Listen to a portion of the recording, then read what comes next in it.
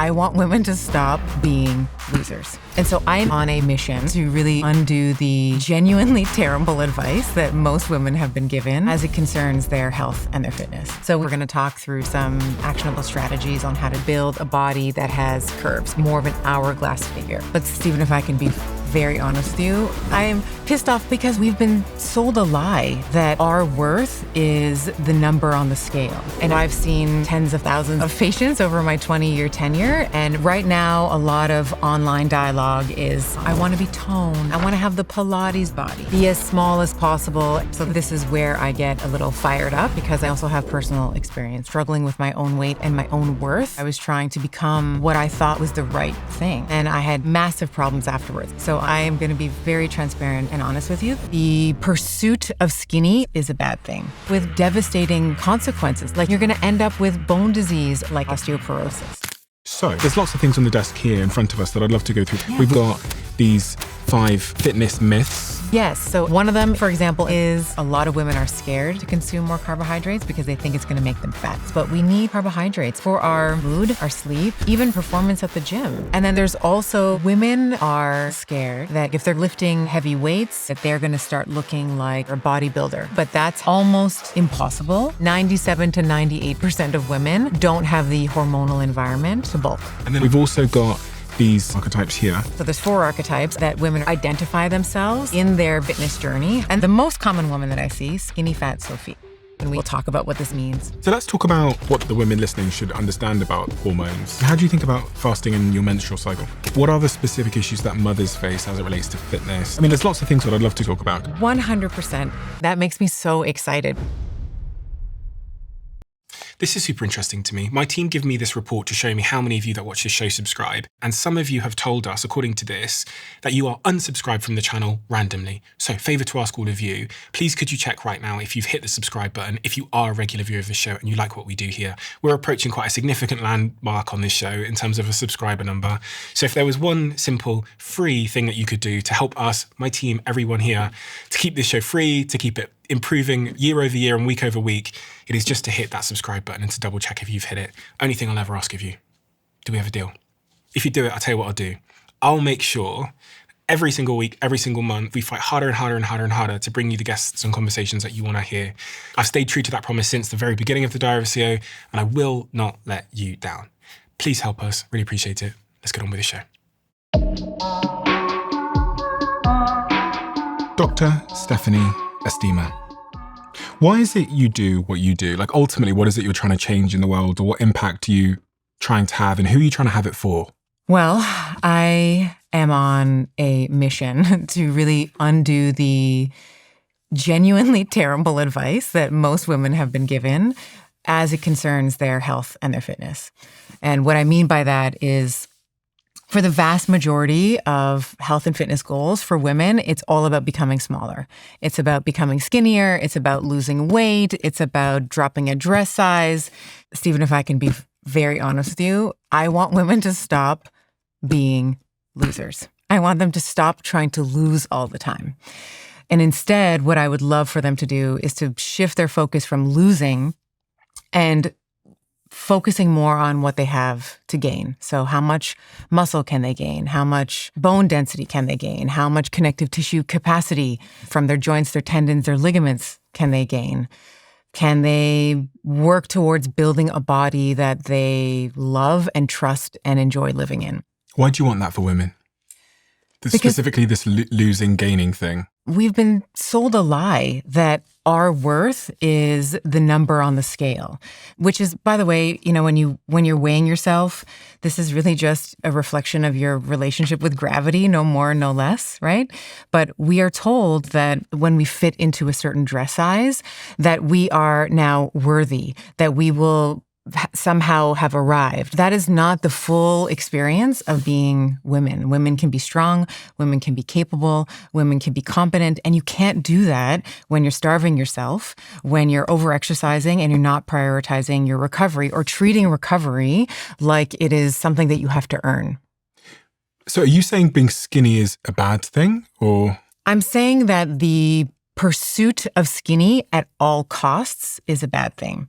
So right now, a lot of online dialogue is, strong is the new skinny. I don't want to pit those two things against each other, but I do want to, if you are obese, you are much better not being obese, right? But it is the pursuit of skinny at the sacrificial altar of everything else. So if you are somebody who values being slim, the likelihood that you are going to pick up heavy weights or weights that challenge you with enough effort and intensity is going to be lower. The likelihood that your bone density is going to be sufficient over the arc of your life is going to be lower.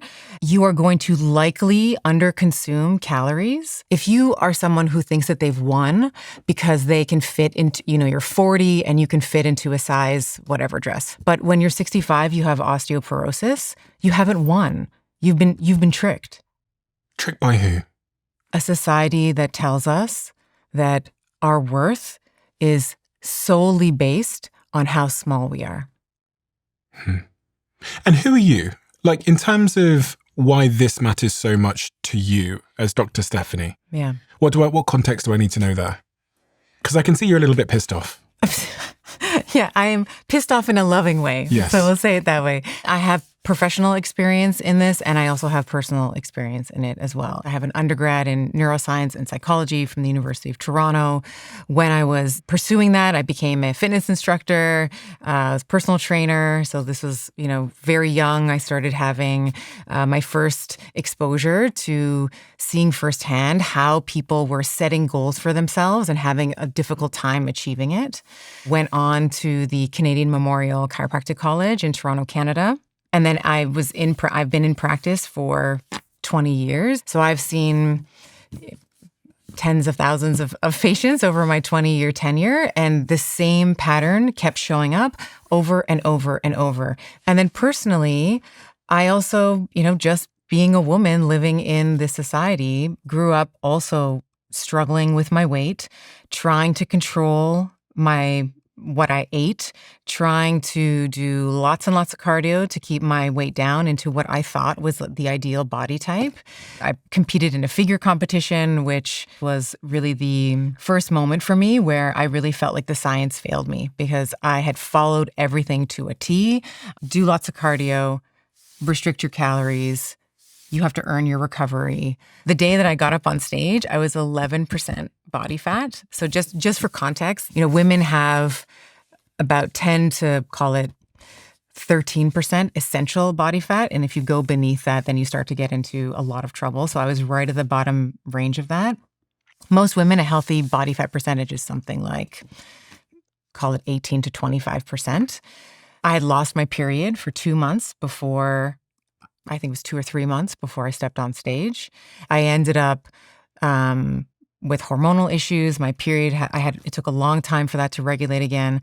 I gained all the weight back that I had lost. And I felt like a total failure. And I felt like the science had failed me. And it caused you a lot of pain. I hated myself.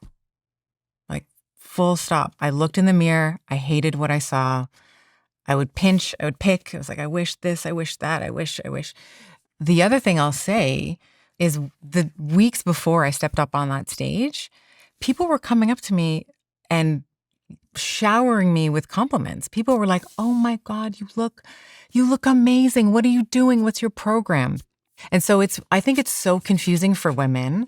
Maybe we lose the weight or we go on this health journey, which is often just code word for getting smaller. And we get showered with these external compliments. And at the time, I was starving because I was not eating. I was completely overworked. I wasn't sleeping and I didn't have my period. I was not the picture of health, but everybody was telling me how amazing I was, how amazing I looked.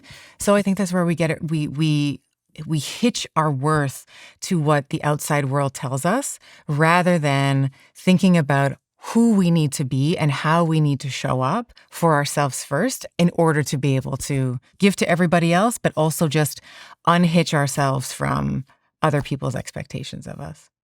And for the women and for all the people, I guess, that have clicked to listen to this conversation right now, what are they going to leave this conversation with specifically? And how is that going to impact their life? Yeah. So this is for women and the men who love them. So this is for everyone. Okay. I think for women, maybe you have been doing like the good girl thing, like I was doing. You're doing the things that you thought you should have been doing, but you still don't have the dream body or the body composition that you want. We're going to talk through some actionable strategies on how to do that. I think if you're in midlife, so you're in your 40s, your 50s, and maybe you're finding that you used to do those strategies and now they're not working for you as well or as much as they once did, we're going to maybe break a little bit of your paradigm and the way that you're thinking about health. And how old are you? I'm 48. Mm-hmm. I think it's important context. Yeah. That you're also a mother? I'm a mother of two, yeah. Of two. Mm-hmm. Mother of two, and then I have a stepson as well. Okay. So, there's lots of things on the desk here in front of us that I'd love to go through. They're all things that really, really interest me. Yeah. We've also got these 5 fitness myths in this envelope here that we'll reveal at some point, and these archetypes here. Yes. Where do you believe the best place to start this conversation is? I think that maybe we can talk about the archetypes because I think that it sets the stage for allowing women to identify themselves in their fitness journey, however that is. Okay, my first, Overwhelmed Olivia. This woman wants to do the right thing. Okay, so she is on social media, and within a couple of minutes of going on social media, she sees someone saying, plants are trying to kill you, Olivia. You should never have plants. They're terrible for you. And she keeps scrolling, and then she comes upon someone else who says, actually, plants are great for you. They have lots of fiber, they have lots of phytonutrients, etc. So she's like, oh, okay, that's weird. Let me look up some fitness stuff. And then same thing with the fitness. Some people say, you don't want to get bulky, Olivia. So you need to do light weights, high reps. And then there's other people that are like, that's not true. You can, as long as you're bringing the muscle close to failure, you will build muscle. So she's getting I like to call it infobesity. It's like so much information. It's too much information that she ends up getting, it's like analysis paralysis. And this woman, I have a soft spot for her because she just is so scared to start something else and fail at it because she doesn't want that to reinforce her own schema, her own perception of her being a failure, right? So she doesn't do anything. When we think about Overwhelmed Olivia, we don't want to get her A to Z. We don't want to get her all the way to her goal. We just want to give her a couple of quick wins to start, right? Get her just A to B. We're just going to get her walking. She's just going to have a goal of racking up 5,000 to 7,000 steps in a day. So she feels like she's a winner in some vertical of her life. And then you start to layer in more things with her as she goes along. The second one is probably my favorite, the most common woman that I see, Skinny Fat Sophie. So the technical term for skinny fat is TOFI, thin on the outside, fat on the inside. This is a woman who doesn't present as obese, but her body composition, she's starting to see a loss of maybe bone loss, a loss of muscle, because she's very afraid of heavy weights. So maybe I'll do some Pilates, some yoga, so funny. Maybe I'll walk, right? She also calorically restricts as well, right? So this woman is personally, she's my favorite woman because when we start giving her a little bit more food, and we start giving her just a little bit heavier weights than the 2-pound weights that she's been lifting, in her Pilates class. And by the way, I don't want Pilates people to come for me. I love Pilates, but it's just not the main strategy for muscle building. I also love Pilates. I love Pilates. I do it twice a week. It's fantastic. But this woman, when she starts eating a little bit, this is what she always says to me.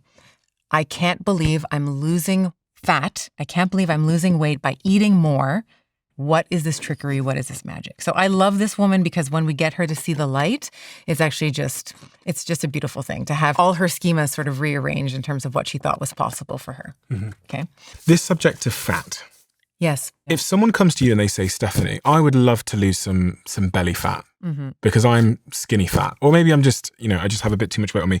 What is it you say to them? You can't actually spot reduce. What does spot reduce mean? So someone wants to reduce their belly fat, you can't just target belly fat. So the way that you're going to reduce overall adiposity in the body is you're going to be strength training, which we've talked about, but you will probably also need some kind of caloric deficit. So when we think about that very famous, somewhat oversimplified calories in, calories out, so you want to be thinking about how am I going to create a deficit? So I'm either consuming less calories on the calories inside, or I'm eating the same, but I have more output. So I'm doing more cardio, or I'm doing more weightlifting, or I'm doing more walking, or I'm doing something where my calories out surpass my calories in. Is there an easiest way to do that? Because hearing that, just eat less is quite... I hate it. It's Yeah. not great. Yeah, and it doesn't work in the long term either. Yeah. You can temporarily reduce your food, but at some point, your hunger hormones and your body is just going to drive you to consume more calories.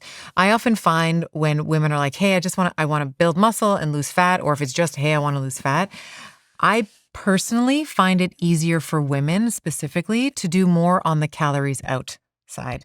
So not exercise. So doing more exercise, more daily movement. I think that the calories in is totally doable. People do it all the time. I just find it's hard for most women to stick to long term, because then they have to, they got to measure, they got to do all the things. So if you can figure out what your maintenance calories are, and then you can surpass that with maybe more walking or something that's not going to ratchet up your hunger hormones or your cortisol levels, let's say, I think it's a healthier option personally, because you're also making sure that you're getting in sufficient substrate, sufficient calories so that you can actually build, you can build muscle, bone density, collagen, etc. So that's our Skinny Fat Sophia. Up next, I was this woman, I sometimes still am this woman, Exorcist Emily. So this is just a funny word to really describe the intensity that this woman puts out at the gym, right? So this woman, you have no problem getting her to the gym. She is the woman at the squat rack. There's no problem getting her to the gym and getting her to work very hard. What her issue is, and this was me for years, is that she still has some of the Skinny Fat Sophia attitude towards food. So there's a mismatch with her between how much effort she's putting out with her exercise program and how much energy is coming in with her food. She's still under eating because she's scared of gaining weight. I was Exorcist Emily. I was, had the hoodie on, wearing the earphone. Nobody talked to me with my big earphones on. This was for me after I was going through a divorce I had very young children at the time. They were 5 and 3. So I was grieving that.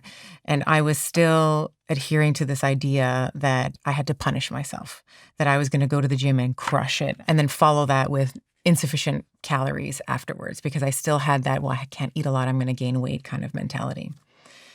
So Exorcist Emily, we love her. And then the pinnacle, if you will, is the dialed in Diana. So this is the woman who has maybe made peace with some of her demons, enjoys movement, knows that it's a way for her to tend to herself. Food is not a punishment. She doesn't restrict calories because she ate too much. She fuels to nourish her lifts, to nourish her recovery, and for pleasure. Because I think a lot of women have forgotten that food is pleasure. It gives us joy and happiness. My sourdough bread in the morning gives me lots and lots of pleasure, and I will not give it up for anything. So this is this is where we want every woman to be able to get to. We want her to dial in both her exercise program, her nutrition program, and to give herself some effing grace with her recovery. Yeah. You can swear. Yeah, her fucking, so give herself some fucking grace with her recovery. We just got demonetized. Okay. Okay, but I get it. So we're trying to get everybody to become dialed in Diana. Yeah. And also just know, so if you've been listening to these descriptions, like, oh, I got a little bit of the Exorcist Emily, I got a little bit of that rage or grief or something, but then I also sometimes have analysis paralysis. Like, you will also oscillate through them, and that's completely normal as well. Yeah. When you were talking about Exorcist Emily, that was wasn't a light season of your life, was it? No, it was very dark. And it was the lifting that got me through it, truthfully. Yeah. It's, sometimes when we think about resistance training, it's literally training your resistance. It's not a question for, if something bad is going to happen. It's a matter of when. So I think something, voluntarily putting yourself in a situation where you are making yourself uncomfortable, going to the gym and moving your muscles to failure is not, It's not fun. It can be quite intense, but it does train your resistance, your grit, your mental capacity to withstand, terrible things. So by the end of this conversation, everybody listening is going to be a dialed-in Diana. That is my dream. Okay, let's do it. That is my dream. Yeah. First, we should start with debunking some of the myths. Yes. We've got 6 myths in this little envelope here. Okay. So the first one is carbs. Mm-hmm. And so all the ladies who are listening, we have to heal our relationship with carbohydrates. You can restrict carbs temporarily, and for certain populations, that's a wonderful idea. If you're a woman that has type 2 diabetes or PMOS, something like that, a temporary clawback of carbohydrates is fantastic for improving insulin insensitivity, glucose disposal. But diets like a low-carb diet or a ketogenic diet, which I am a big fan of for certain populations and even for a temporary amount of time, I think what a lot of women did with the carbs is once they started losing weight on a keto diet or a low-carb diet, they said, oh, you know what the problem is? It's the carbs. I'm never going to go back. And the problem with that is that if you were sick, you had a bacterial infection, you went to your doctor, they did a swab, came back, and they're like, you know what? You have a bacterial infection. I'm going to give you a script for antibiotics, right? You're going to take it for the next 10 days, and then, you'll come back for a checkup and we'll see how you're doing. You do that, you follow the protocol, you take the medication. I don't think anybody listening, or at least I hope anybody who's listening, is not going to come to the conclusion at the end of those 10 days, do you know what I need to do to never get sick again? I need to continue taking antibiotics for the rest of my life. No one is going to do that. But somehow, for carbohydrates, people made the illogical conclusion that you should never have carbohydrates ever again.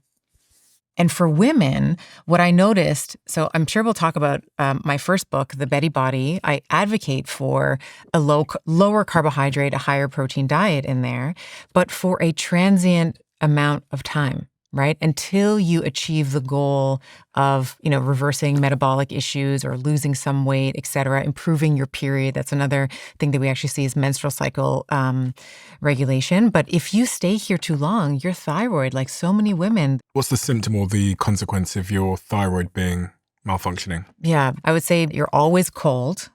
So your hands are cold, you're always cold. You might have very, very heavy bleeding. So your menstrual cycle during your bleed week, so that first 3 to 7 days, let's say, when you're on your period, hair shedding. So hair starts to actually fall out. Hair is not necessary at all for survival. So when you don't have sufficient calories or sufficient balance of macros, your body is going to sacrifice the things that don't matter at all to your survival. And a lot of women will start to say, hair shedding comes out. The classic sign is the lateral third of the eyebrow. We start to see the lateral third of the eyebrow start to fall out as well. What do you mean the lateral third? The outside third of the eyebrow. So the tail for most people of their eyebrows starts to get really sparse and thin as well.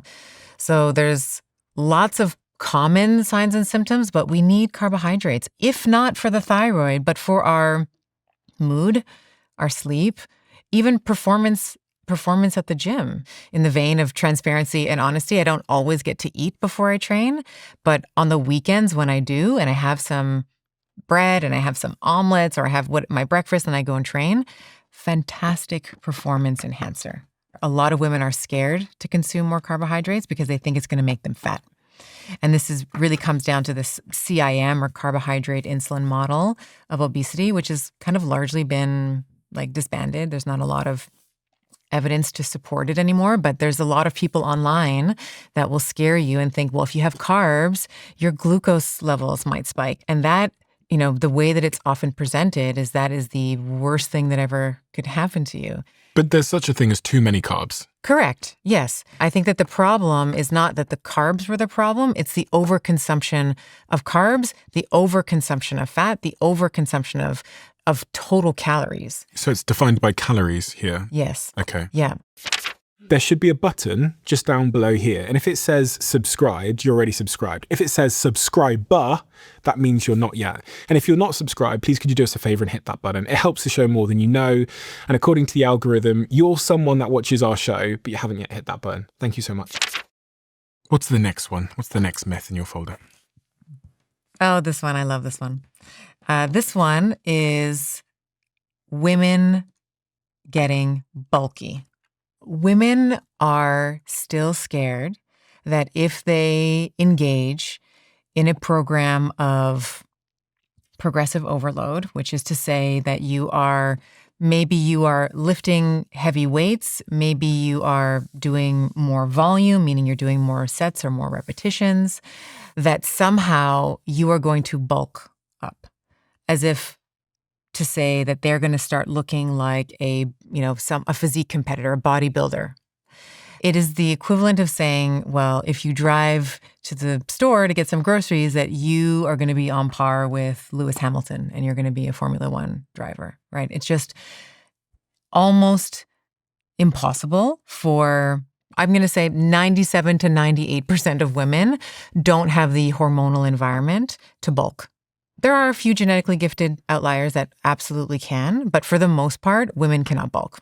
I don't have as much testosterone as you do. You have like 10 to 20x more than I do. So even if we train the same way, I'm never going to be able to put on as much muscle mass as you. But a gal can continue to dream, right? I can continue to hope. So bulking up, it's not a thing.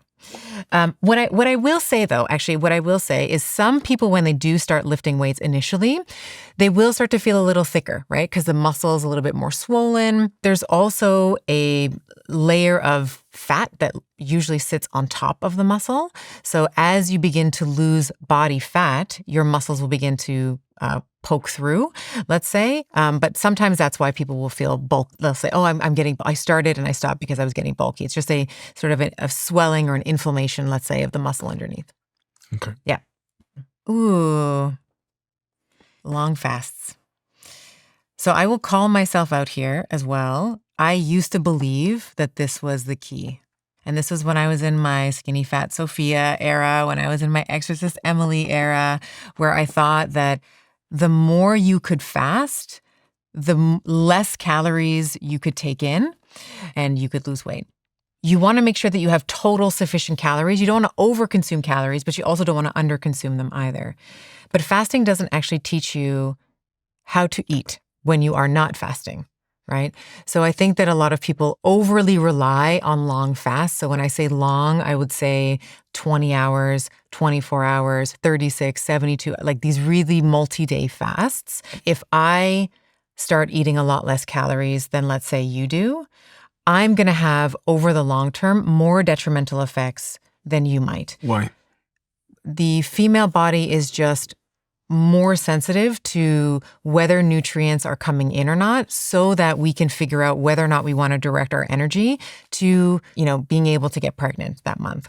Our ovaries, when we sort of look at the density of the mitochondria in them, it's something like 100,000 mitochondria per oocyte, like per cell.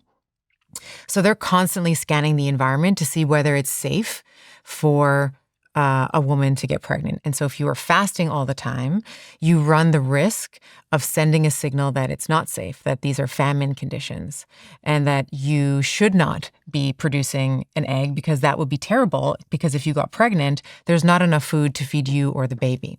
So it shuts off your menstrual cycle as a way to stop you having a baby? Yes. So you can still fast, but the way that I like to fast is sort of pull the food, call it 2 to 3 hours before you go to sleep. That's when you cut off the food. You sleep for 8 or 9 hours. That's like a 10-hour, 11-ish hour fast. And then you wake up in the morning and you eat. What often happens is women try to push, they'll have a cup of coffee in the morning, and then they try to push their eating window, let's say, to 11 o'clock or noon. And that ends up, it becomes more difficult, I'll say it that way. It becomes more difficult for you to get in sufficient calories, sufficient protein, sufficient carbohydrates and fats in a restricted eating window. Yeah.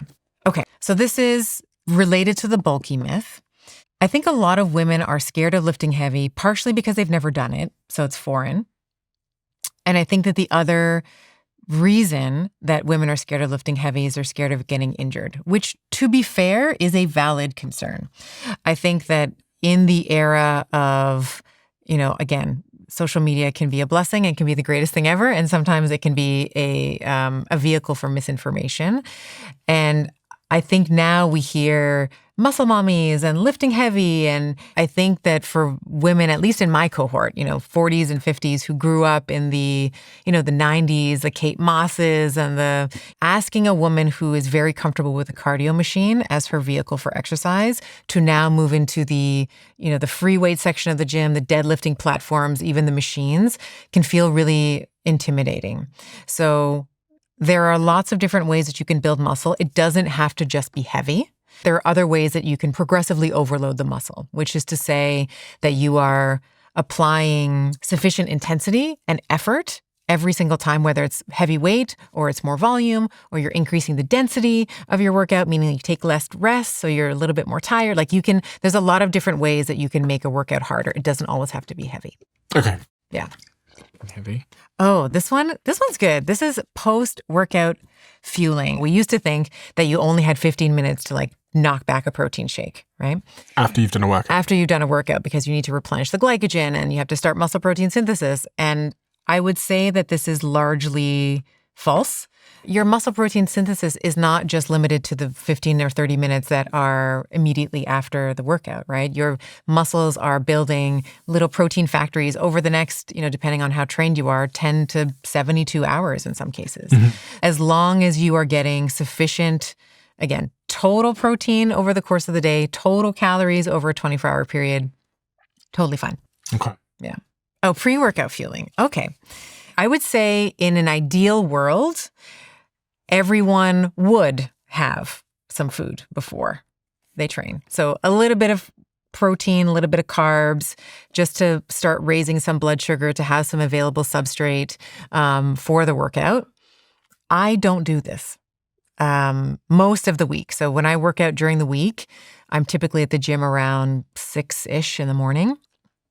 And I don't like the way that it feels when I eat that early in the morning, and it sort of feels like I have a brick in my stomach. So what I typically do is I will fuel with ketones. I have ketones for my workout, and then when I get home, that's when I have my big meal. So you have ketones before you do a workout? Yeah. Mm-hmm. Why?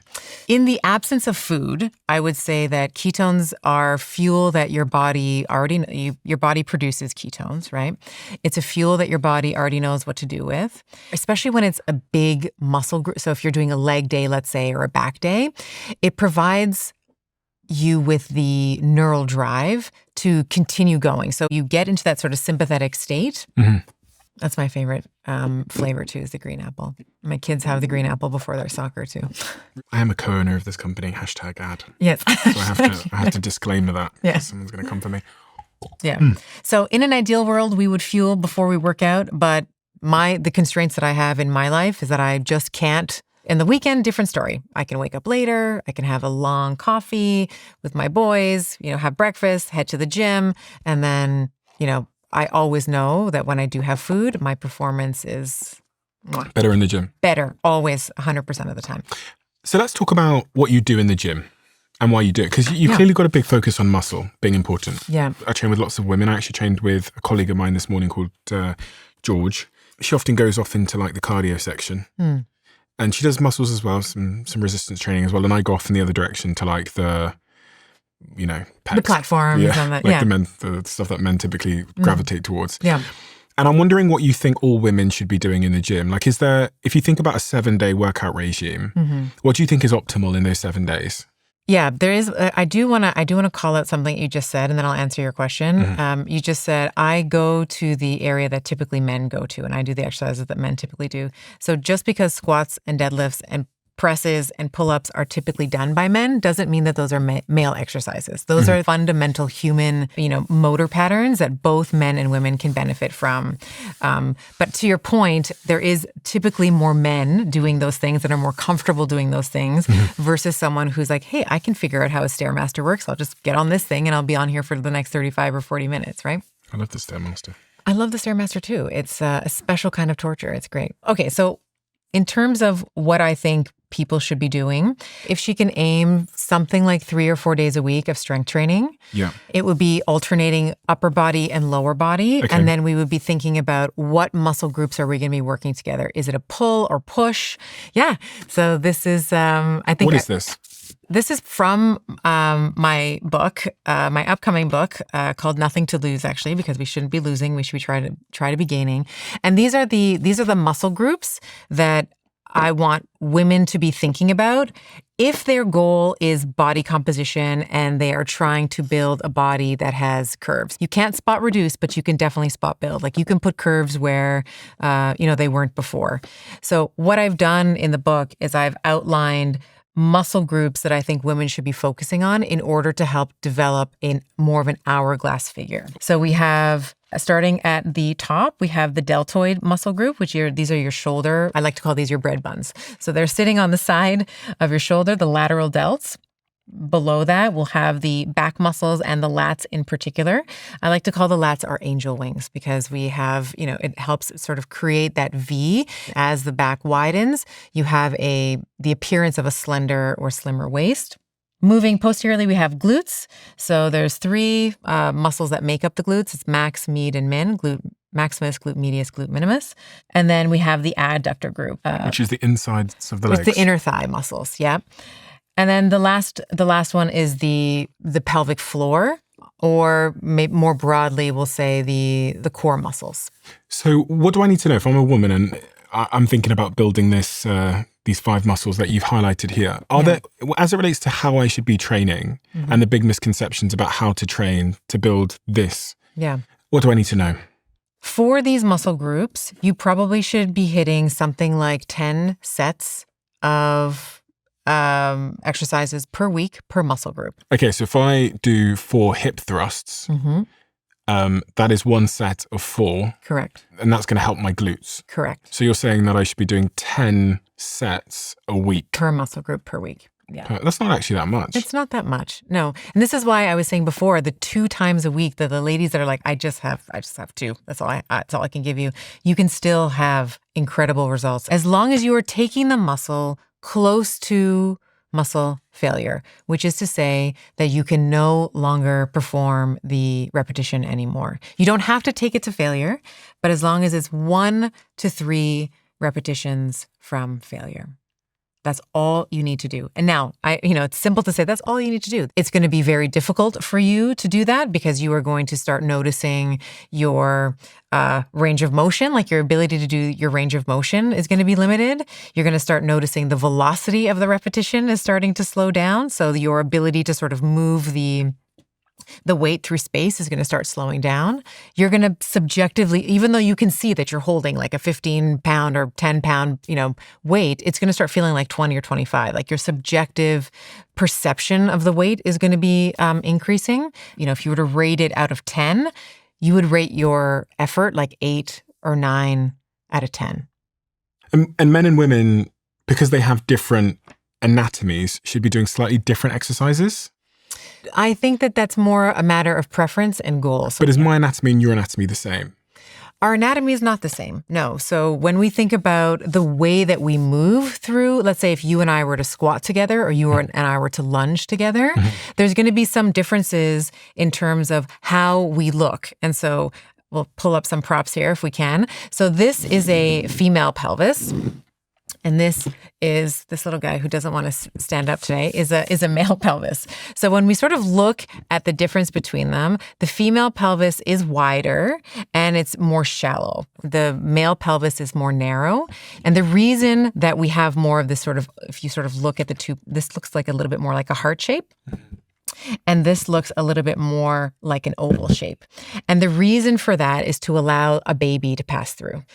Why this is so important is this is going to shape the stressors that happen in our knees and our ankles. So in particular, we have something called the Q angle, which I believe I have something here. Yeah. So here is the Q angle. So what a Q angle is basically you take a measurement from the hip and you draw it all the way down to the kneecap or the patella. And then you take like another little line from the tibial tubercle and draw it upward. So that's just for all the nerds that are listening. If you want to measure this, it's the anterior superior iliac spine all the way down to the patella and then the tibial tubercle. And what you'll see for women here in pink, because the pelvis is wider, the femur has to more aggressively come in medially. It has to come more to the center. So this makes women, when we compare women and men, it makes us more knock-kneed, which just means that the knees are coming more together. So this is going to impact literally how we move. So it's going to affect how we walk, how we jump, how we squat, how we lunge, how we run. And so it's important for women to understand how we're different, because often the cueing and the instruction that women get are sort of they're based off of a male pelvis, let's say. And so we can run into feeling like squats are not comfortable, that lunges are not comfortable, or we start to even shy away from some of these motions because we don't think that they're meant for us. You just need to know how to adapt your training so that you can support some of those shear motions as you're moving. Because what ends up happening for women is, as we are, let's say, lunging or squatting, as the knee comes down, we will start to see more shear forces being placed through the medial or through the inside part of the knee, right? Mm-hmm. So that puts us at a greater risk for ligamentous injuries. So in the knee, the big one is the ACL that we often worry about. So as you're getting tired, you need to be aware that you're going to have a tendency for that knee to come in. And there's nothing wrong with the knee coming in as long as you have muscles that can kind of support it. If I were to grab this back here so we can sort of think about superimposing it, if we were to look at the leg here, the muscles that are going to be helping to control the way that the hip moves are the glutes. So you have the glute max, but in particular the glute medius, which is often called like the upper shelf muscle. That's actually going to help the femur or counteract the femur being pulled inwardly. Mm-hmm. Yeah. So we do have different anatomical differences that women need to be aware of so that we can bias training that will provide mobility and stability for us. So that's another reason why, I mean, yes, glutes look amazing in jeans, but it's also because they are providing such a driving force of stability for the spine, for the knees, for the ankles, literally for the entire body. And so with squatting, men and women should squat differently? Yeah, not all women and men should squat differently. There are women that can squat in the sort of traditional cueing. Can you show me this? I can. Yeah, I'll have to take my heels off, but I'm happy to. Yes. Do you want to do it now? Sure. Yeah, okay. Let's do it. So tell me how the anatomy of a woman and a man determines how we should be squatting. So I'll say first that you have to play and see what feels good for you. So there's going to be some women that are going to be able to squat just like the traditional cues that I'm about to give you. Most women prefer a little bit of a wider squat, and I'll show that. So the typical squat, the way that we're often cued is feet are hip width apart, toes facing forward, and then we're going to come down, and then I'm just like, I can't actually I'm collapsing my chest at this point. So for women, what a lot of women find is more comfortable, and they can actually get the range of motion that you just demonstrated, is taking your feet a little bit wider, and then you're gonna turn the feet out. So because the female femur tends to sit a little bit more spun inwards or internally rotated, now with this external rotation, we can actually just get by all of that, and we can come all the way down into a squat. So, and we can hang out here, we can probably do the rest of the podcast like this if you'd like. I'd rather not. Yeah. So that's the squat. Is there anything else I need to know about the squat, the variance between men and women with squatting? The other thing that you can think about, whether it's a squat with 2 feet or a lunge or a split squat with 1, is with a woman, when she's coming down, when she's decelerating, like she's coming down into the lunge or into the split squat, everything, and this is true for you as well, everything is going to be internally rotating. So the femur, the leg bone is coming in, the tibia is coming in, the foot on the inside, you're actually rolling onto you're flattening out the arch. It's called pronation, which everybody says is a bad thing, by the way, but you need it to be able to load the spring. And then for women, like if you and I were to squat with the same leg forward, you'll probably be able to see that as I'm coming down, like my knee tracks a little bit inward. versus yours stays a little bit more straight. There's nothing wrong with that. It's just a matter of whether or not I have sufficient control with my hip stabilizer muscles in order to make sure that I'm not putting excess shearing forces on the knee. So you need to strengthen your hip stabilizer. Yep. Okay. The peach. Because I read something about, I think it was about the World Cup, the Women's World Cup, where they said that it was something like 12 women had got ACL injuries in the lead up to the World Cup. Yeah.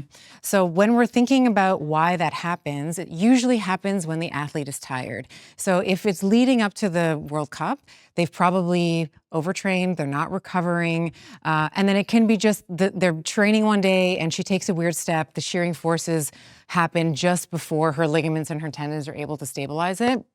And you damage it. And is that true that there's a connection between like your brain and your mechanics that often result in injury? Like, so I can't remember what it was, but I think it was a sleep doctor telling me that when you're underslept, one of the reasons why you get so many injuries is because when you do like jump, your brain and your... The reaction time is slow. Yeah. And you see a lot of athletes doing this before games because they're almost like practicing landing. But that's actually a little bit of deceleration. So okay. What that is basically a stick and land, right? So they're jumping and they're holding it so that the forces are not dumped into the joints, but rather absorbed into the connective tissue, so the ligaments and the tendons. And why is deceleration? Why is it important, even for everybody, even non-athletes, to do that? Well, if you are not an athlete and you're just somebody who doesn't want to fall and break a hip, I think that that's really important. If you're thinking about falling, what you need to be able to do is get the hip flexor up in front of you, right? And then stop the fall. So there's a couple muscles. So we have the hip flexor muscle that has to come up quickly in order to get ahead of the fall. We have the tibialis anterior, which is just this muscle in the front of the tibia that is involved in what's called dorsiflexion, which is just nerd speak for toes come up, right? So you need to be able to clear the floor, and then you need to have glutes to sort of absorb and break, right? And then we were talking a little bit about the hourglass figure before when we were talking about the adductors or the inner thigh muscles. One of the things that the inner thigh muscles will do is they'll actually pull the leg back underneath you, right? So they'll also help to stabilize that fall. And the adductors, or the outside muscle, like the side of the glutes, they're also going to help break. So there's a couple, like when you're falling, it's like you got to get the leg up, you got to have the toe clear, the floor. And then if you're falling off to the side, you need the adductors and the abductors to be able to stabilize so that you don't trip over it.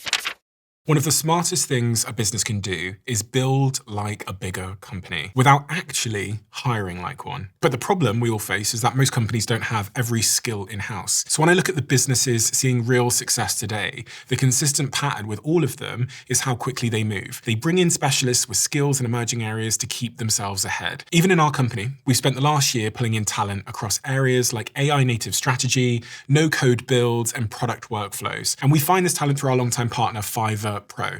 Their premium service only shows you vetted talent, so you've always got the safeguard that anyone you pull in to help you with a complex project has the skills that you're after and will deliver to the same high standards as your internal team. And most importantly, they'll keep up with the pace. It's a simple strategy, but it lets us stay agile without compromising on quality. So if you need these kind of skills in your business, head to pro.fiverr.com to find pioneering talent to fill your business's gaps. That's pro.fiverr.com.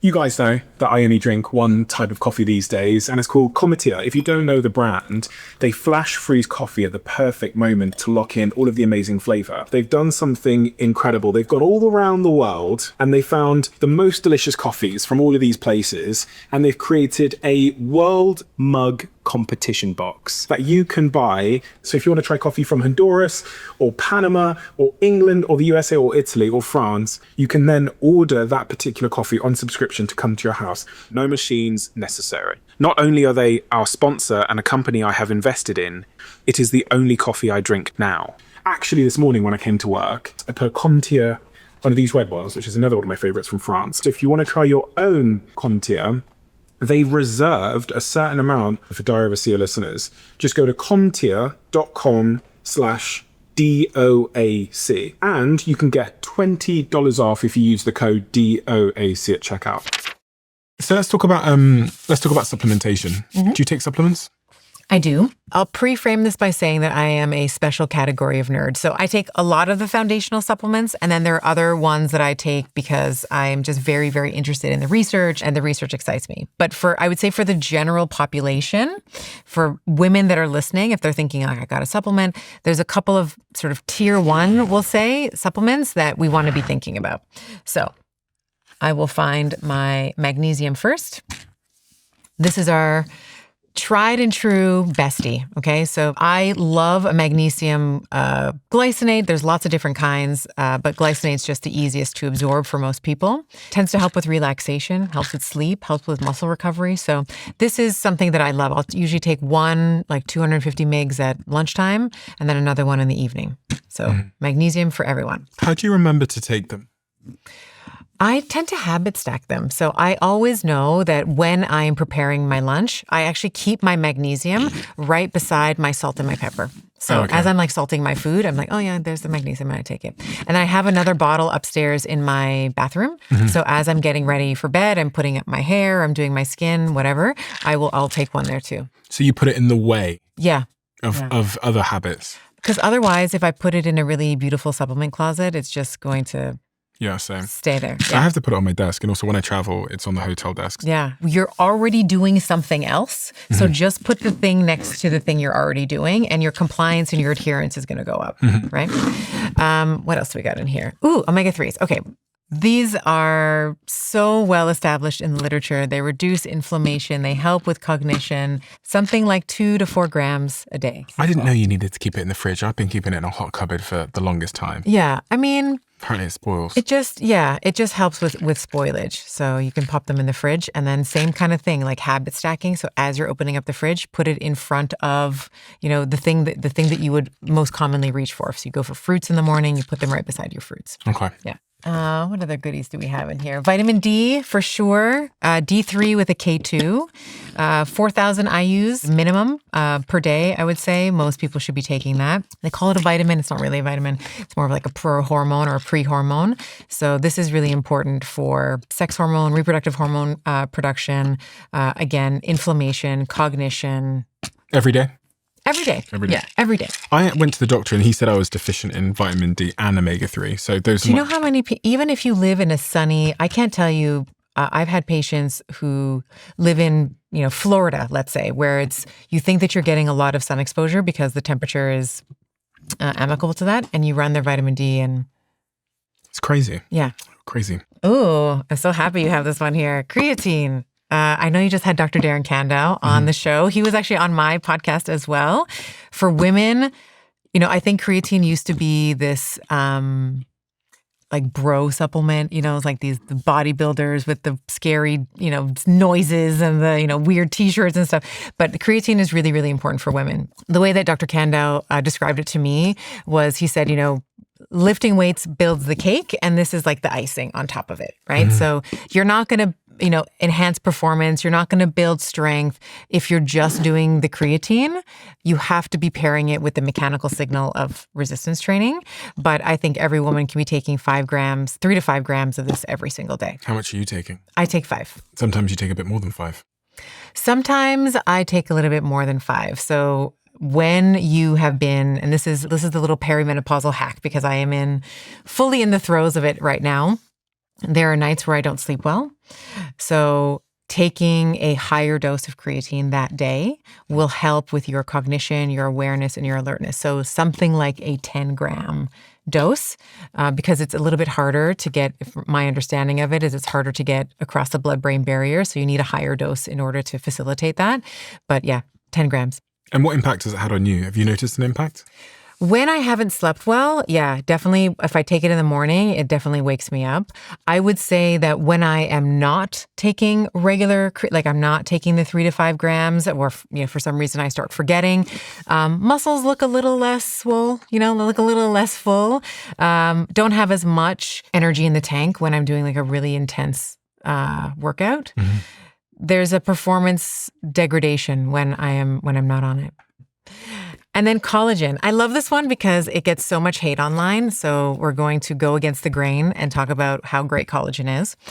A lot of the criticism for collagen often comes from this idea that, well, it's terrible. It doesn't have any leucine, or it has less than 3% of leucine, which is an amino acid that stimulates muscle protein synthesis. And yes, that's true. It is a terrible driver for muscle protein, but that's not like the whole goal for women is not just muscle, right? We have other tissues that go to the gym alongside our muscle that train, like our tendons, our ligaments, our joints. And so collagen is just like muscle, is a very expensive process. So it's very expensive, from a mechanistic point of view to create collagen. So taking collagen is great for what I like to call the JTL, your joints, your tendons, and your ligaments. So I will typically take something like 10 to 15 grams of this a day. People will probably come at me. I put this in my coffee sometimes, which I know the heat, I get it, but if I don't, I won't take it. There's so many collagen products out there at the moment, isn't there? Yeah. Collagen drinks, collagens and everything. Someone's going to figure out how to put it in the air or something. Yeah, right. Yeah. Is that all a fad?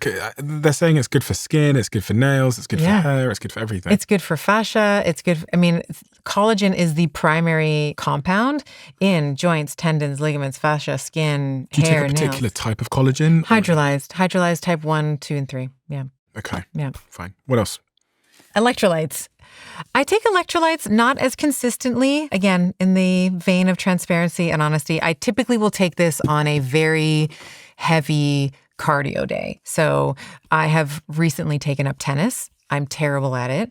But being outside tennis, you're in the heat, you're running left and right, and you're doing it for hours on end. You can, when you're sweating a lot, electrolytes are really great. Okay. Yeah. So like electrolytes, don't take them all the time. And with our last puppy here. Oh, vitamin C. Vitamin C, I actually like to take with the collagen because it can enhance its absorption.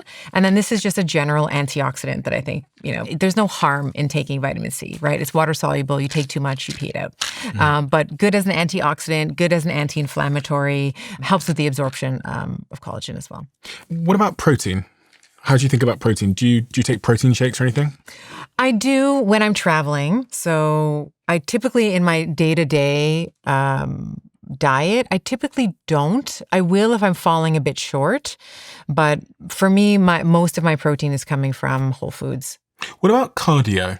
Because we've talked a lot about doing resistance training and the importance of building muscle. Mm-hmm. Where does cardiovascular exercises, running, sprinting, stairmaster fit into all of this? It's life. It's everything. Cardio is fantastic as well. I think that, again, when I think about my overwhelmed Ophelia, she's online and she has people that are saying things like, you should only lift weights and walk. And then there's other people that are doing, the chronic cardio and the people who are kind of overdoing it and not doing enough weights. I sort of think about her as we start this discussion. So we want to be thinking about cardio, not as a punishment for what you ate and not because you're trying to get skinny, but because we want to have other goals around our health span and our lifespan. So living a longer life and spending more of those years healthy. A lot of women have PCOS, including my partner. Yeah. And I was looking at the comments on one of your interviews you did, and one of the top comments from a woman was, for women with PCOS or insulin resistance, sprint training HIIT often backfires because it spikes cortisol and insulin. Many of us do better with strength training plus zone 2 until hormones stabilize. Mm-hmm. I would love to hear more tailored guidance for PCOS. Yeah. So the first thing I want to dismantle in that comment is that cortisol spikes are bad. Context really matters. So I'll just say it this way. Without cortisol, you won't wake up in the morning. We need cortisol. There's something called the cortisol awakening response where it tends to peak, somewhere, right around the time that you wake up. And then it sort of looks like a ski slope and it, gradually exits the chat, right? So cortisol is a normal process. A cortisol spike is a normal process, just like when you train. So when she was saying I train, when I do resistance training, if she were to be monitoring her hormones, she would see both a glucose spike and a cortisol spike when she's training, because to be able to train with enough intensity and effort, you need to get into something called sympathetic drive. You need to be in stress physiology. So her cortisol is spiking when she's training as well. So I want to really caution women away from being scared of normal and predicted, spikes, right? Glucose spikes, cortisol spikes. So that's what I would say just to start off that conversation. Women with PMOS, it used to be known as PCOS, now it's polyendocrine metabolic ovarian syndrome. Her body typically behaves more like someone who is diabetic, like a type 2 diabetic, where she has issues with glucose disposal, she has issues with insulin sensitivity. So specific recommendations for someone who has PCOS is absolutely she should be training, because every time she's contracting her muscles, she's actually helping, whether insulin is present or not, for her to pull that glucose into the muscle cell and to be able to make energy. So that's really fantastic. I also think that whether you have PCOS or you're, type 2 diabetic, I think that zone 2 cardio is fantastic, again, for endurance, but you can also benefit from the very high intensity cardio that, might be categorized as high intensity interval training or HIIT, or sprint interval training, sometimes called SIT. SIT is basically like 10 to 20 seconds, all out, ovaries to the wall, 100% effort, and then you recover, and then you do that, 4, 5, 6 times if you're feeling, particularly, energetic. And that can also, that stress, that cortisol spike and all the, the physiological cascade that happens from that is going to make you stronger and a better glucose disposal agent, right? Which is what she wants if she has PCOS over the long term. Are there any particular exercises that women and people generally tend to stop doing as they age? Because it's kind of like it becomes harder as you age, but they should definitely not stop doing. Oh my gosh. Like, what are the ones where we all kind of stop doing it, but it leads to a downward spiral? Sprinting 100%. I think that everybody should be sprinting. Why? You are going to be increasing something called your VO2 max, which is just, again, nerd speak for how much oxygen can you take into the lungs and distribute to the cells, right? That, along with, we've all heard the stat, muscle declines 1% per year. If you're not doing anything, VO2 max is the same. So you will decline your VO2 max capacity 10% per decade if you're not actively working on it. I'll put some graphs on the screen that show that decline over time. Yeah, great. I can think of family members, going up the stairs or down the stairs or trying to get groceries and bringing them into the house that are huffed and puffed, right? That they've lost their breath from going up a flight or two of stairs. But they think, they say that that's just getting older. Absolutely not. It's absolutely not a function of aging. It's just a loss of capacity. There was... Can you sprint? I sprint all the time. Yeah. But what I wanted to say was there's a couple of different ways that we can sprint. Okay. So you can sprint on a track. So I used to be a track sprinter, so that's like my love. But you can also sprint on a cardio machine in the gym. So in the wintertime, so I live on the East Coast where I can't always sprint on the track. So I will take my sprinting indoors and I will do something called the Norwegian 4x4 on a bike. Have you ever heard of a Norwegian 4x4? I have heard of it, but please do explain. Yeah, it's a special kind of torture. I hate it up until the moment I get on the bike. And then when I'm doing it, I'm like, okay, I'm going to do this. And then when I'm finished, I'm like, I'm so proud of myself. So a Norwegian 4x4 is basically 4 minutes. You're in my case, I do it on the bike, but it can be done on a treadmill or any cardio machine. 85 to 95% of your heart rate max. So you need to know what your maximum, like the maximum heart rate that you have ever achieved, 85 to 95% of that for 4 minutes. It's a long 4 minutes. And then you take a 3-minute break. And then you do that again 4 times, hence the name, 4 minutes, 4 times. Lots of really cool studies on looking at VO2 max capacity. There's one that I'm thinking of where they looked at women. The average age of the women were 58. So a lot of them were in like postmenopausal, let's say. And they put them on a sprinting protocol. What they found was that in a period of 8 weeks, they were able to increase their VO2 max by 10% in 2 months. Which is wild when you think about how quickly you can lose it. And you can get 10% back in 2 months which is phenomenal. And the other really cool thing about that study was they actually took that cohort. So that was the, we'll call them like the well-lived or the older cohort, let's say, and they compared it to 18 to 30-year-olds. And they found that the gains that happened in the older cohort they had mitochondrial efficiency improvements of 69%, whereas the younger cohort, their mitochondrial gains were 49%. So all that to say, a lot of people will frame aging as this like, well, now you're getting wrinkles, now you're getting old, and now you're over the hill, it's past your prime. These women maybe the gap was bigger for them, but they had so much more upside to gain, right? That makes me so excited because it's never, ever, ever too late. Like the best time to start was 10 years ago, fine. But the second best time is today. Like you're not behind. You can totally do it now. One of the top comments on your recent video as well was someone saying jumping or hopping is a good way to strengthen your bones and knees. And we should not stop doing that as we age. True? Right. Because a lot of people start thinking, I can't run anymore because it's not good for my hips and my knees, and I've had injuries and stuff like that. So running is one of those things that people stop doing because they're scared of joint issues. Yeah, I think the old adage of use it or lose it is really, really key here. Like if you stop doing it, you're going to definitely stop your ability to, you're not going to be able to do it, right?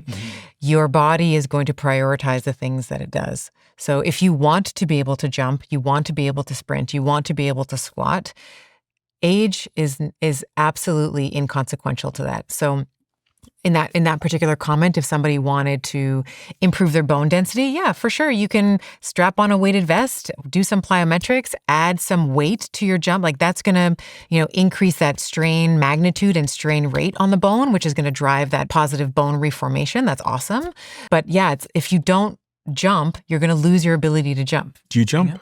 I do it all the time. Well, sprinting is jumping, right? Do you do is there such a thing as jump training? Like plyometrics? Oh, yes. Is that what, okay. 100%. And you do that? Yes. Even if it's just isometric holds, let's say, like maybe somebody can't jump, but they can stand with their heels elevated so that the Achilles tendon and the calf, like the gastrocnemius, is contracting. Just to give you a little bit of a visual here, so what I'm talking about. Maybe one of the most famous tendons in the body is the Achilles. It is the extension of the calf muscles here, and then it sort of wraps around the heel and attaches into the inferior part of the calcaneus, which is just your heel bone. So maybe you can't quite jump yet, but you can actually, this mannequin is doing a really good job. They're just coming up on their toes, contracting the gastrocnemius, and this is called an isometric hold. So that tension in the muscles and in the tendon, we have these little mechanoreceptors that sort of detect stretch. So they will detect that whether something's being contracted or whether something's stretching, and they will say, oh, we need to remodel in order to meet the demand of this activity. And then you can progress to doing little hops, you can progress to doing jumps, etc. Very easy to do. You don't need a gym or anything like that.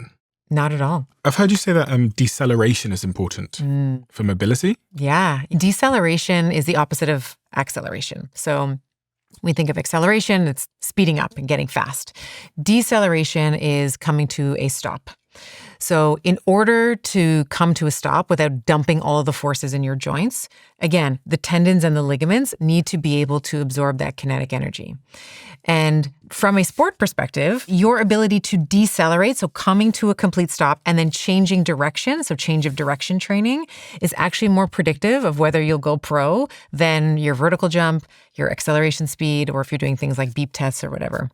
It's also really important for us as we age. You might trip on, something on the floor or, the corner of a rug, or you might lose your footing on the stairs. You need to be able to get your foot in front of you and then be able to stop the motion before you fall. Are there any other exercises that are really, really simple and underrated that one can do without equipment? I have so many to show you. Yes. Okay. So the one that I love, this is almost like a diagnosis, but then the diagnosis almost becomes the plan, like the care plan. Something that I just call the X plank. It's very difficult to do, but it is a test for stability and mobility of the hip. So we were talking about the Q angle before. This is directly challenging the muscles on the side of the hip and whether or not you can stay stable. So this is a great exercise. Yeah, I can show it to you. So this is, again, like I was saying, it's the test, but then it also becomes the care plan. So maybe what we'll do, so I'll show it to you and then maybe we'll have you you try show it. me. I'm going to be over here. Yeah, okay. So you're basically going to come into a side plank. So where your wrist and your shoulders are all aligned, toes are facing forward, hand comes up, and then you're going to lift the arm up and you're going to try and see if you can hold this for 30 seconds. It is not easy. And so this is really testing the stability and the mobility of your hips. It's also testing the integrity of your ability to stay abducted, which is what my leg is doing right now. So if someone has a timer, hopefully I'm close to 30 seconds, but we'll call it maybe now.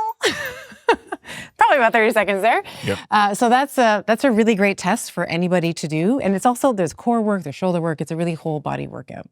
Okay. Yeah, my turn. Why don't you try? Okay. Yeah, see. Okay. So on your side, toes stacked on top of each other, wrist is kind of tucked under the shoulder. Yeah, hands waving hello. And now try to lift your top leg. Oh gosh, okay. Let me just call somebody. I'm just... Let me phone a friend. Okay, I'm going to tuck my feet hurt. So in this case, if you're not able to do it, this becomes the thing that you train. I mean, right? the pressure of putting my foot on my other foot and putting all the weight on this foot here. Okay. Oh, maybe I'll put my foot on the mat. Yeah. Like maybe you need a little bit of grip. Yeah. There we go. That's no better. I think it's actually just me being weak. Okay. So like this. Yeah. And then lifting this leg up. Lifting the leg up. There you go. Okay. Yeah. Okay, I get it. Yeah. Yeah. So now you're just going to work yourself up to 10 seconds, 15 seconds, 20 seconds. And over time, you'll just be doing this at the airport. Where does this arm go? Just on top. Anywhere? Yeah, just on top. Yeah. I think I've got more of a balancing issue. Yeah. It's a really strong balance test. Yeah. This is one of those exercises that literally tests almost every system in the body. So I love it as a diagnostic. Okay. Is there like an entry to this exercise that's a little bit more amateur? For sure. Yeah. What's that? Well, if you can maybe, instead of doing it on both feet, you can maybe do it on your knees. Okay. So I'll demo that real quick. So if you want to just come here, so you're stacking the knees on top of each other, and then you can do it this way. Okay. So you're still having to recruit the glute med here, but it's just less stress. Okay. You want to try that? See how that one feels. I got it. Yeah, you got it. Okay. I got it. Take it right Is there back. anything else that you can show me that you think is pertinent to the conversation we just had? You know what? Well, yeah, this one actually relates to mobility a little bit, which we did talk about. So in cultures where people sit on the floor, they eat on the floor, they toilet on the floor, their fall risk is literally almost zero. So I think as North Americans or Western, we can do more sitting on the floor. So one of the big tests, I usually won't start on the floor, but I'll have, if it's an elderly person, maybe they're sitting on a chair, can they stand up unassisted, like without using their hands? And this is the hardest part of the test. So what you'll do is your feet crossed, and we'll do it with both feet to see, without using your hands. You can use a little bit of momentum if you want, but you're gonna see if you can get up without using your hands. There you go. Ooh, That was awesome. Nicely done. All right, let's get back down. Let's try to cross our feet the other way. The wrong way. The other way? Yeah. I know. Because you always typically cross your feet one way, right? Okay. So I don't do this one as well as I do the other one, so I'm working on it as well. So again, no hands. You can use a little bit of momentum if you want, and you're going to come all the way up. That one was not as pretty. Yeah. There you go. Okay. You did really well. What is that? What muscles am I using there? You're using you are recruiting mobility in your ankles. You are recruiting your quads to be able to extend your knee, your glutes to extend your hip, like it's the whole leg. Great. Thank you so much. We're done. Yeah, awesome. Thank you. Any others that you love? Oh, goodness. That you can do without equipment at home? Push-ups, body weight squats, which I think you should eventually progress to weights, but so many people have terrible technique, so you can actually have a fantastic workout with just your body weight. Glute bridges, I think, are fantastic. So many. You can pick up like a big bag of cat food or dog food and, do walking lunges down your, wherever. If you know me, and if you've listened to this podcast before, you'll know how obsessed I am with sleep. I've been on a bit of a journey with sleep. I see it as the single most important thing that I have the privilege of having control over. And that's exactly what our sponsor 8 Sleep are. It's a very, very intelligent piece of material to sleep on. Here's what the 8 Sleep pod does. It monitors your body while you're sleeping. And with their AI, it adjusts the temperature for you using billions and billions and billions of hours of sleep data. And members have reported up to a 34% deeper sleep and falling asleep up to 44% faster. Me and my fiance, Melanie, sleep on different parts of the bed, and it adjusts my part of the bed to my body and her part of the bed to her body. So if you want to learn more about this pod, go to 8sleep.com/Stephen. That's code Stephen for $500 off from now until July 12th. Big opportunity. I am not kidding. Give it a try.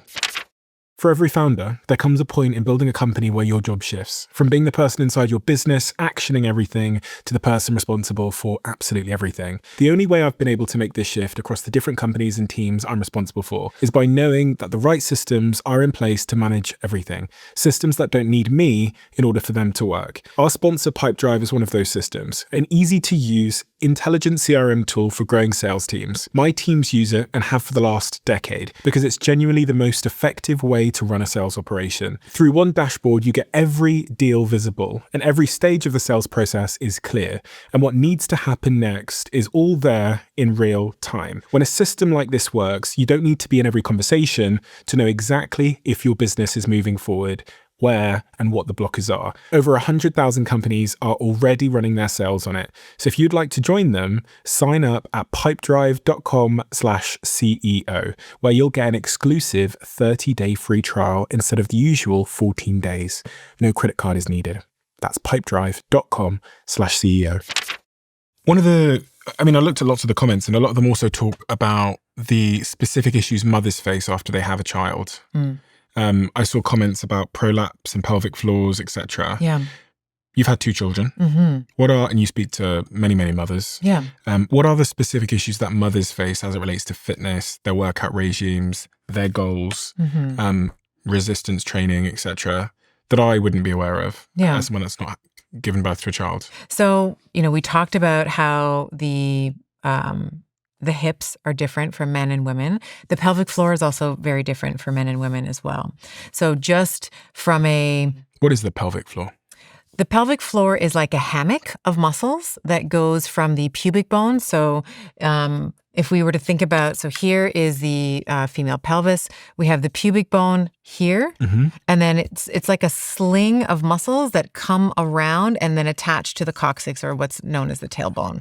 And these are called the pubococcygeal, so pubic, coccyx, pubococcygeal muscles, or PC muscles. And they're different than, let's say, your quadriceps or your glutes because they are literally working all the time.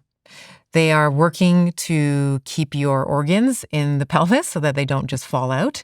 And for women, this is another area where we are different because we have more, first of all, we have more openings, right? So if you think about the sling of muscles for a woman, you're going to have a hole at the urethra, at the opening of the vulva into the vagina, and then also the anus. So there's 3 holes. And so already you have less surface area for for those muscles to be able to contract and support, right? Versus a male, those PC muscles just have to deal with 1. So it's mechanically much simpler for a man. And then you layer on hormonal fluctuations over the course of a woman as she's menstruating, if she becomes pregnant, under the influence of different hormones like relaxin, the weight of the baby, constantly pushing down, and then birth, as I've mentioned before. These can significantly alter the strength and the ability for the PC muscles to absorb load appropriately. So for women who've had babies, first you have to obviously be working with your OBGYN or your midwife or whoever is managing your care plan to be able to clear you for exercise. And once they do, you don't want to necessarily go back to extremely heavy loads with lots of intensity right away because you haven't necessarily yet completely healed, right? So this is where we get into thinking about, okay, so what are some ways that we can connect with the pelvic floor? So the famous exercise that everybody's probably heard of is Kegels. You've probably heard of Kegels. Mm-hmm. So those are wonderful if you're someone who has a weak pelvic floor. Not so much if you... Well, you just sit and contract in your seat. Yeah, it's literally like you, for men, the way that I've often sort of cued men is like, imagine you're like zipping up a zipper. Like you're just kind of coming up and you're sort of holding it and then you're relaxing. You don't necessarily have to move and jump, but you're literally just sort of connecting as much as you can. It's hard because our neuromuscular connection to the pelvic floor sometimes is not really strong, but often just closing your eyes and just think like just coming up, holding, and then coming down. And you can do these all day long, free, no one's going to know that you're doing it. So that if you have a weak pelvic floor, that would be something that you might explore. So pelvic floor physiotherapist would be someone who'd be able to diagnose that and give you a bit more counsel there. But weak pelvic floors, Kegels are great. They can actually, if you have a tight pelvic floor where you actually have trouble relaxing, Kegels can actually make things a little bit worse for you.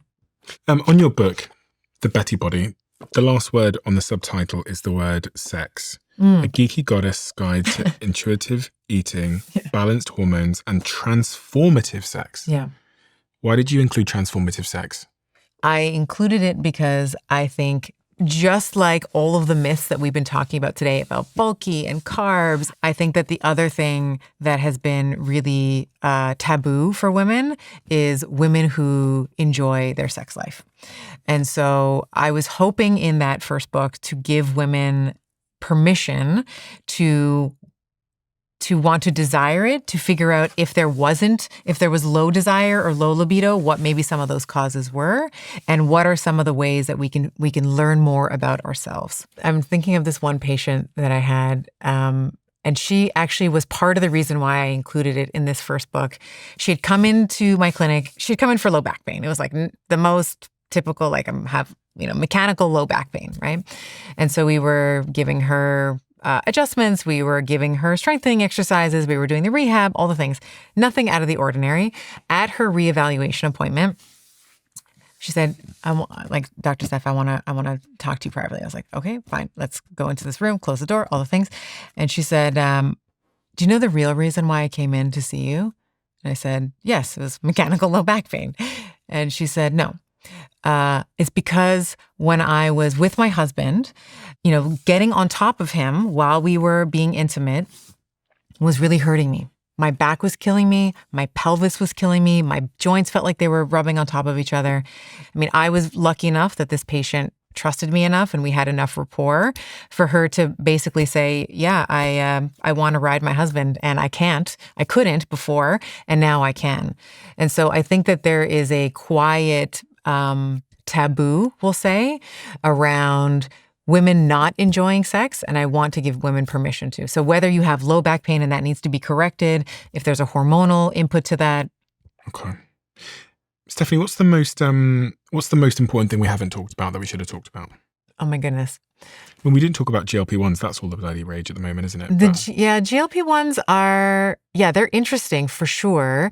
I do think with all medications, and I am including hormone therapy in here as well, at the risk of getting shot down by some people, is I think that we often marry ourselves to what we feel the benefits might be, and we will divorce ourselves from the possible side effects, right? Hormones are going to help with your sleep, your mood. If you're experiencing some of the thermoregulatory problems like the night sweats and the hot flashes and all the things.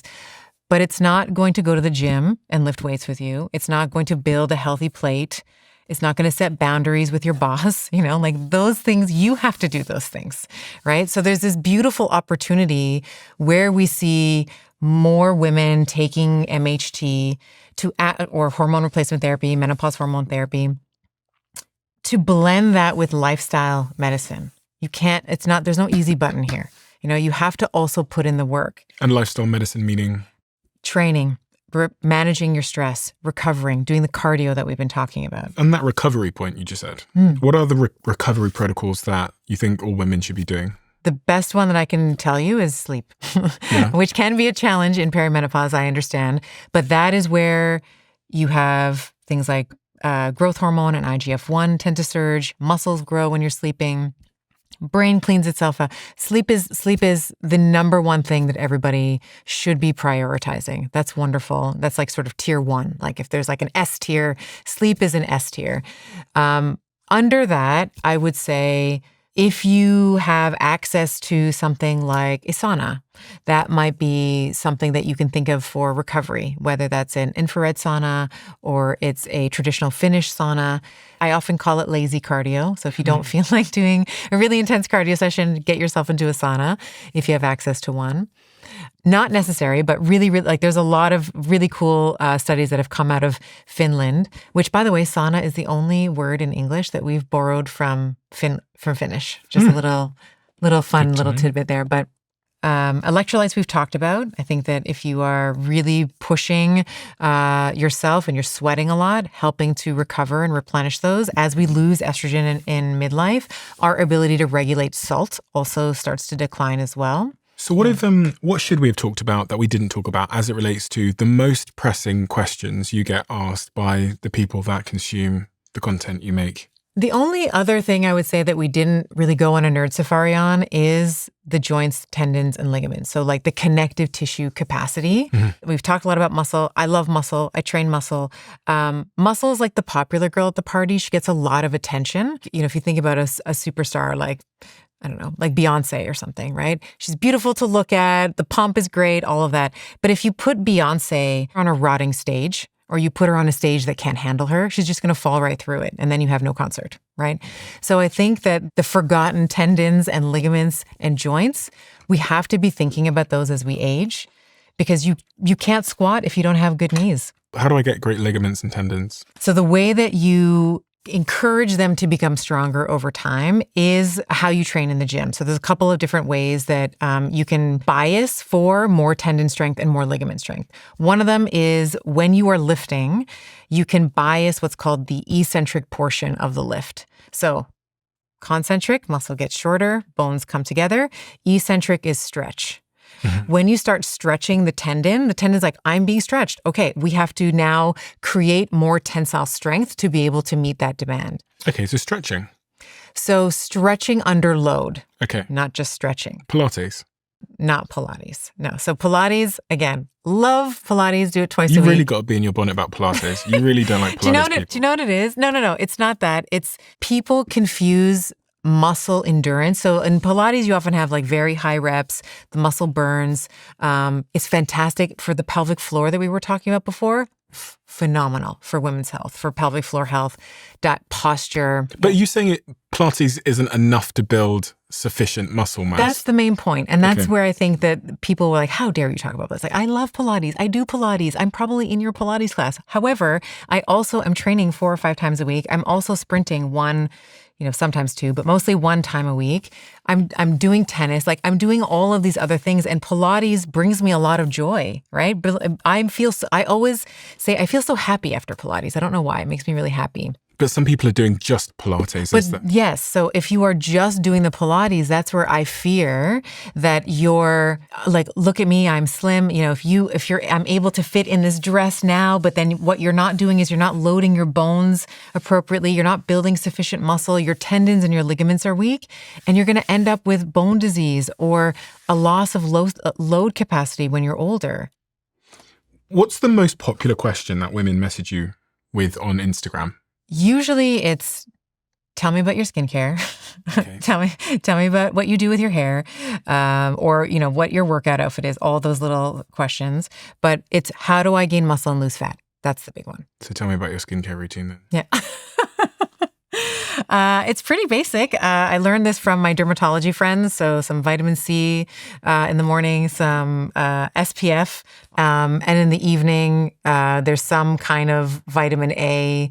I actually really like NAD. I use another company has something called urolithin A in it, which is supposed to help get rid of senescent cells in the body. Which are like dead cells, right? That's like the zombie cells that sort of hang around and just create inflammation everywhere.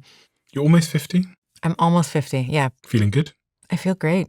I feel like I inhabit my body now in a way I wish I did in my 20s. Like I was so punitive and I was so terrible to myself. The things I would say to myself and call myself when I was 20, 30. I would never say that out loud to anybody else. And so now I feel really proud of myself. You know, I got into weight training just like a lot of women who are watching. They want to look better, build muscle, lose fat. That's why I got into it as well. But I stayed with it because of, you know, it provided me a way back home. Like it provided me it taught me how to love myself. It taught me how to be patient with myself, right? It taught me how to forgive myself when I felt like I had failed, right? Like it reimagines your relationship with failure, which I think is like a really big F word for women. Dr. Stephanie, we have a closing tradition on this podcast where the last guest leaves a question for the next, not knowing who they're leaving it for. And the question left for you is... What's your skincare routine? No, I'm kidding. Imagine if that was again. Do you believe in God, and why or why not? I do believe in God. I believe that there is a force greater than us, greater than we will ever be able to explain, that protects us, that gives us the lessons that we need to learn, and it will continue to present the same lessons to us over and over and over again until we are willing to surrender to learning the lesson. When you're on your last day and you look back at your life and you go, do you know what, I did it? What would warrant you being able to say that? That my family is around. I've met my grandchildren, maybe even my great-grandchildren, that they're all around my bed telling me, oh, you're going to make me cry, Stephen. That they're telling me all the things that they have learned from me and that they're going to take on to future generations in my lineage. Why is that so important for you? I think all the reasons why I do what I do is it's for my kids. Like I want my kids to have a better life. I want to shortcut some of the learnings for them that I had to learn the hard way. And that's not to say I want to deny them of their own learning opportunity, but I want to be able to pass on what I feel is important values that I think make the world a better place. Like I just want to leave the world better than how I found it. And the way that I want to do that is through my family and the work that I do here. Thank you. Thank you for doing all that you do. I think it's incredibly important for so many reasons. I mean, there's been, I think it kind of says it on the back of your book here, The Betty Body. Through time, people have thought that women were little men. And that's what you write on the back of your book. It says, women are not little men, but that's how we treat our bodies. Yeah. And it's great to have voices like you that are so backed by science, so eloquent, that are out there demystifying what is a incredibly complicated world of health information and conflicting information. And, you know, I know it better than anybody because my audience will often say to me that I relate to all of the personas that you highlighted there, where you've got, what was it? Is that anxious? Which was the one that's this one? Exorcist Emily. No, it's this. I get a lot of this one. Overwhelmed Ophelia. Overwhelmed Ophelia. Where do I start? Yeah. Where do I start? Because I don't want to fail again. Yes. Yeah. For so many overwhelmed Olivias, in part because one of the upsides of there being so much information out there now is that people are getting, you know, they're not having to go to some expensive doctor, and they can go on an AI, they can go on a podcast, whatever. Right. But with science evolving over time and with lots of different voices, people are often, I think, feeling more overwhelmed than ever with what they consider to be conflicting information. And I think you do a wonderful job of demystifying that. Thank you so much. Because it's nuanced, it's very human, it comes from lived experience, and it comes from, as you said, you've sat with tens of thousands of patients through your career in practice. And things aren't always so simple. They're not always as simple as they are easiest to sell. And I think things that sell are often simple and reductive. Yeah. But the truth is often complicated, personal. Yeah, and it doesn't exist always in a lab. Yes. Like you can't always replicate it in a lab. And one of the things I learned from your work as well is that it changes through time. Yeah. I.e. for me, what's true for me now at 33 years old as a man, this stage of my life with the hormone complexion I have and the goals that I have, one thing can be true. But maybe when I'm 55, a different set of things are going to be true. And I think that nuance is super, super important. Yeah. If people want more of your work, I know you've got a book coming out at the top of the year, next year, called Nothing to Lose. Build the dream body you want today. gain the strength and mobility you'll need tomorrow. And you've got this current book here called The Betty Body, which I'll link below, subtitled A Geeky Goddess. You use the word geeky a lot. A nerd. A nerd safari. That's an interesting phrase. Used to be sort of a terrible word to use. I'm like, no, I'm a total nerd. Yeah, special category of nerd. A Geeky Goddess Guide to Intuitive Eating, Balanced Hormones, and Transformative Sex. Yeah. Where else do people find you if they want to learn more or message you or get in touch or come see you? Where do they go? My podcast, not quite the reach that DOAC has, but I have a podcast called Better with Dr. Stephanie. Mm-hmm. So I do solo episodes there where I go on my little tangents about tendons and ligaments and all the things. And then I also interview what I would qualify as the world's thought leaders in science and health. And we try to distill what it means to have a well-lived life. So podcast, it's free, probably where you're listening to this, YouTube and all the places. And then you can head over to my website, drstephanieestima.com. Anything else you wanted to say? I would say for the woman listening, my overwhelmed Olivias who are feeling like they don't know where to start, or my skinny fat Sophias who are scared of lifting weights and eating like a bird, or my exorcist Emilys who are still exercising their demons, you're not behind. You are absolutely enough. And don't be so hard on yourself. Thank you. Thank you. YouTube have this new crazy algorithm where they know exactly what video you would like to watch next based on AI and all of your viewing behavior. And the algorithm says that this video is the perfect video for you. It's different for everybody looking right now. Check this video out, and I bet you might love it.